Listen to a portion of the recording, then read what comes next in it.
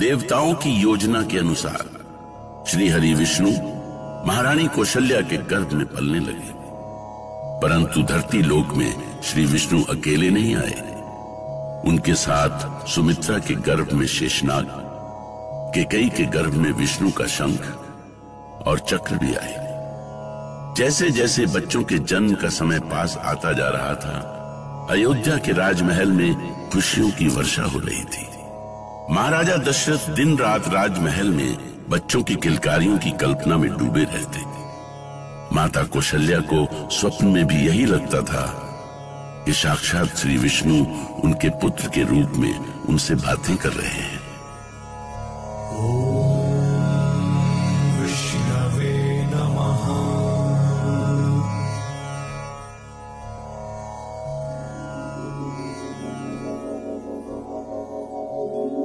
मैं आ रहा हूं माते, आपके पुत्र के रूप में मैं आ रहा हूं। मैं भी जाने कब से तुम्हारी राह देख रही हूँ पुत्र, शीघ्र आओ। महारानी कौशल्या, महारानी कौशल्या, क्या? किसे बुला रही हैं? कुछ सोच रही हैं आप? क्या आपको नींद नहीं आ रही है? हाँ, शायद मैं स्वप्न ही देख रही थी महाराज। ऐसा लगा जैसे सुंदर सलोने श्री हरि बालक रूप में मुझे पुकार रहे हैं। अवश्य आपका स्वप्न सच होने वाला है कौशल्या, सच। जाने क्यों हमें तो लगता है अयोध्या का राजमहल प्रभु की लीला भूमि बनने जा रहा है।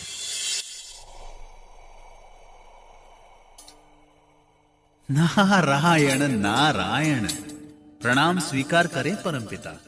बड़े प्रसन्न हो पुत्र नारद, कोई विशेष सूचना है? आपसे क्या छिपा है परमपिता, आप तो सब कुछ जानते हैं। अयोध्या की राजमहल में हरि विष्णु के अवतार रूप की अधीरता से प्रतीक्षा हो रही है। अयोध्या ही क्यों पुत्र, महाराज दशरथ के पुत्र की प्रतीक्षा तो सारा संसार कर रहा है। सत्य कह रहे हैं परमपिता, किंतु दूसरी ओर राक्षस राज लंकापति रावण का अहंकार तो बढ़ता जा रहा है।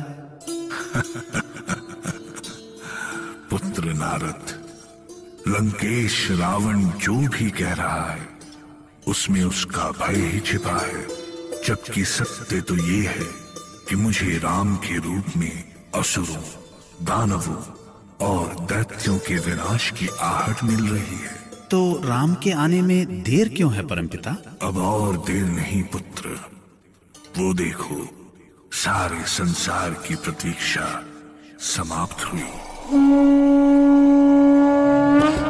भय प्रकट कृपाला दीन दयाला कौशल्या हितकारी, हर्षित महतारी मुनि मन हरि अद्भुत रूप विचारी, लोचन अभिरामा तनु घन श्याम निज आयुध भुज चारी, भूषण बनमल नयन विशाला शोभा सिंधु खरारी, शोभा सिंधु खरारी।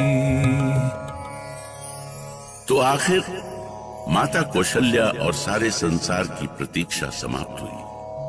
प्रभु के जन्म लेने की वो शुभ घड़ी आ ही गई। हे प्रभु, कैसे दिखते होंगे आप, कैसी होगी आपकी मीठी किलकारी, जिसे सुनने के लिए हमारा मन तरस रहा है। अयोध्या के राजमहल में खुशियों की वर्षा हो रही थी। माता कौशल्या को स्वप्न में भी यही लगता था कि साक्षात श्री विष्णु उनके पुत्र के रूप में उनसे बातें कर रहे हैं। माते, आंखें खोली। श्री हरि विष्णु, आप?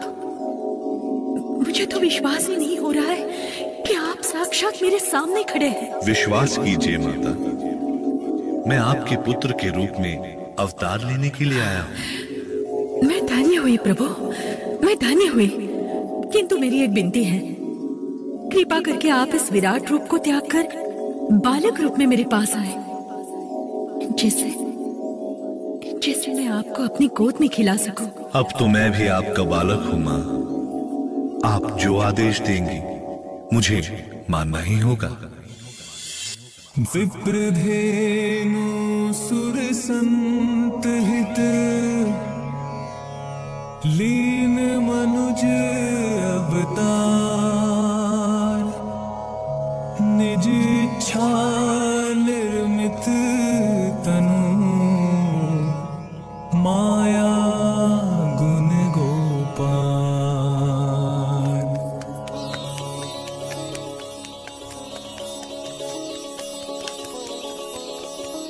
महाराज, महाराज! क्या सूचना है दासी? महाराज की जय हो। महारानी कौशल्या को पुत्र रत्न की प्राप्ति हुई है महाराज। अहो भाग्य मेरे।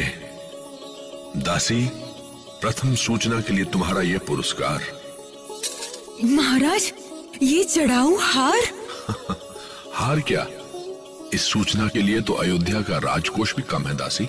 महाराज, महाराज! महारानी कैकेयी को पुत्र रत्न की प्राप्ति हुई है।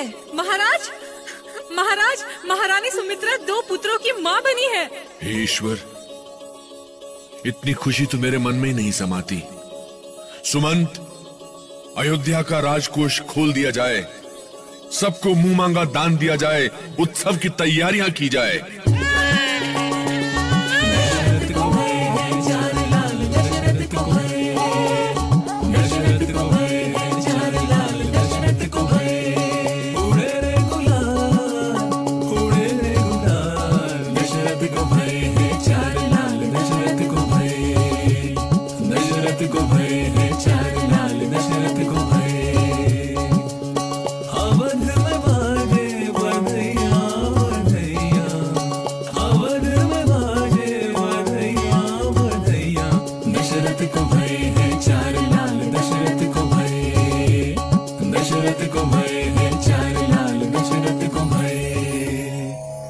प्रभु, कैसा रूप पाया है तुमने। तुम्हें जिसने देखा धन्य हो गया। आज मां कौशल्या ही नहीं, तीनों लोगों को पंख लग गए। खुशियां संभले नहीं संभलती। सृष्टि के नायक श्री हरि विष्णु के पृथ्वी पर अवतार लेने की खुशी में पूरी अयोध्या में मंगल उत्सव होने लगे। धरती ही नहीं, देवलोक भी श्री विष्णु के अवतार से आनंदित हुआ। देवताओं को पूरा विश्वास हो गया था कि श्री विष्णु का ये अवतार अपनी मानव लीला से धरती लोक को भी आनंदित करेगा।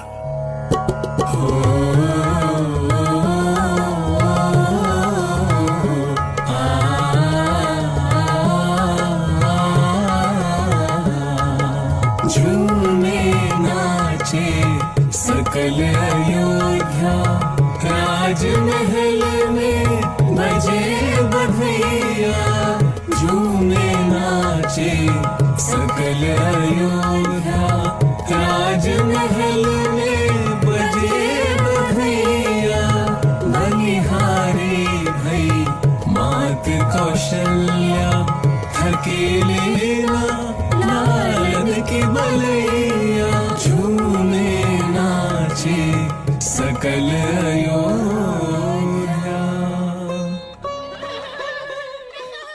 महारानी कौशल्या, हमारे सुंदर सलोने कुमार रो क्यों रहे हैं?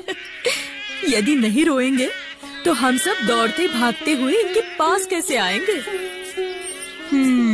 बड़े चतुर है कुमार। देखो, माता पास आई और कुमार चुप भी हो गए। तो चलो सब मिलकर इनके स्नान, काजल, टीका और दूध की व्यवस्था करो। जो आ गया महारानी। कैसा अनोखा दृश्य है। बाहर नगर की स्त्रियां सज धज के अयोध्या के राजमहल की ओर चल पड़ी हैं। उनके हाथों में भी सोने के कलश और आरती के थाल हैं। उत्साह से भरी स्त्रियां महल द्वार तक पहुंच रही हैं। क्षमा करें महाराज, महल के मुख्य द्वार पर पूरी अयोध्या उमड़ पड़ी है। सभी कुमारों के दर्शन कर उन्हें आशीष देना चाहते हैं। इतने समय बाद प्रजा की मनोकामना पूरी हुई है। उनके लिए राजमहल का द्वार खोल दिया जाए, उनकी हर इच्छा पूरी की जाए।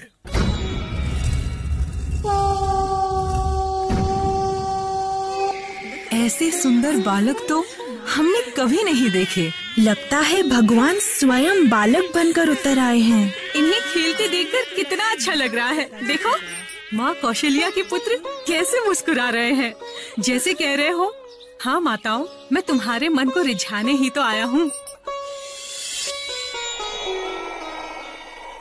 नारायण नारायण, आज तो मेरा जीवन धन्य हो गया माता पार्वती।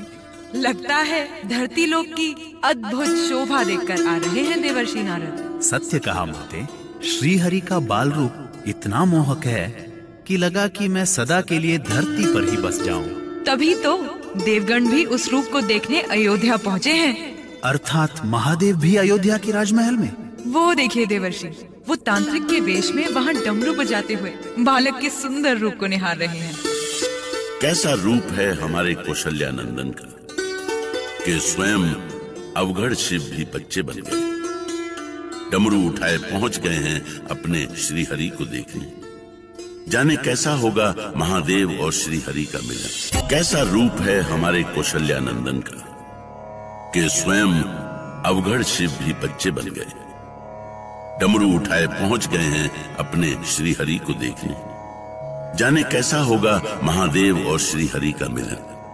ओम भट्ट, विलक्षण है ये बालक, संपूर्ण संसार में इसकी महिमा का गान होगा।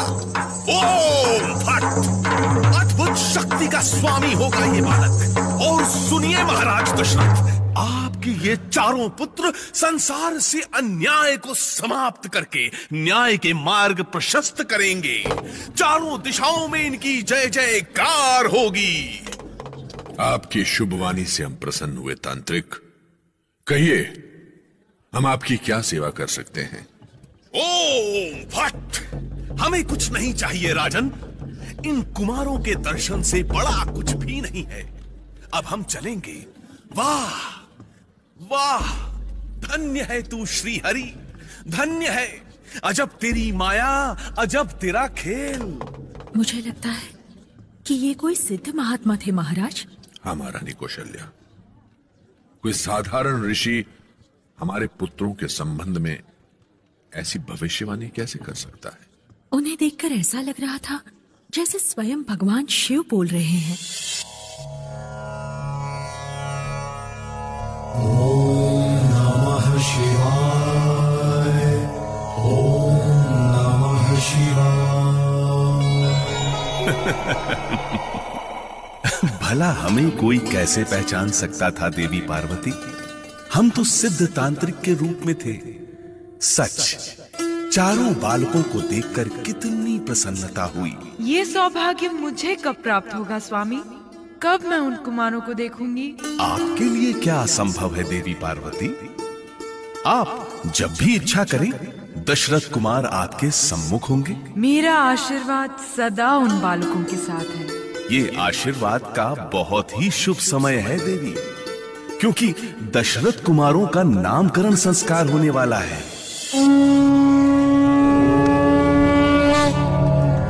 गणनन्त्वा गणपति गण हवामहे, प्रियनन्तु प्रियपति गण हवामहे, निधिनन्त्वा निधिपति गण हवामहे। गणनन्त्वा गणपति गण हवामहे, प्रियनन्तु प्रियपति गण हवामहे, निधिनन्त्वा निधिपति गण हवामहे। गुरुदेव, कुमारों का नामकरण संस्कार आरंभ करें। माता कैकेयी का ये सुंदर पुत्र प्रजा का पालक होगा। ये लोक का भरण पोषण करेगा, इसीलिए इसका नाम होगा भरत। कितना सुंदर नाम है, भरत। मुनिवर, अब आप हमारे इन दोनों पुत्रों का भी नामकरण करने की कृपा करें। महारानी, आपके ये पुत्र जगत के आधार हैं, शुभ लक्षणों के धाम हैं, इसीलिए मैं इनका नाम लक्ष्मण रखता हूं। और महाराज, जिनके स्मरण मात्र से ही शत्रु का नाश हो जाता हो, उनका नाम मैं शत्रुघ्न रखता हूं। हम धन्य हुए। अब हमारे सुंदर सलोने ज्येष्ठ पुत्र का नाम रखें गुरुदेव। अवश्य महाराज। अखिल ब्रह्मांड नायक की कृपा और ग्रह नक्षत्रों की गणना से महारानी कौशल्या के गर्भ से उत्पन्न आपके ज्येष्ठ पुत्र अति प्रिय तथा सबके मन में रमण करने वाले हैं, इसीलिए इनका नाम होगा राम।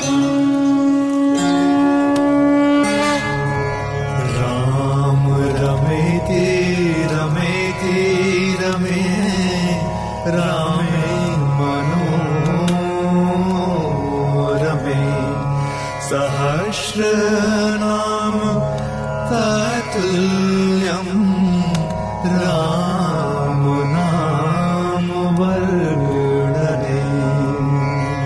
वो केवल गुरु वशिष्ठ ही हो सकते थे जो श्री हरि को ऐसा पावन नाम दे सके, एक ऐसा नाम जिसे लेते ही जन्म जन्म के पाप मिट जाते हैं, ऐसा नाम जिसे जन्मों जन्मों तक जपने को मन कहे, राम। तुझे भुला के जाऊं कहाँ, पाऊं कहाँ मेरे राम। मन में बसा तू, तन में बसा तू, मन में बसा तू, तन में बसा तू, कण कण में बसा तू ही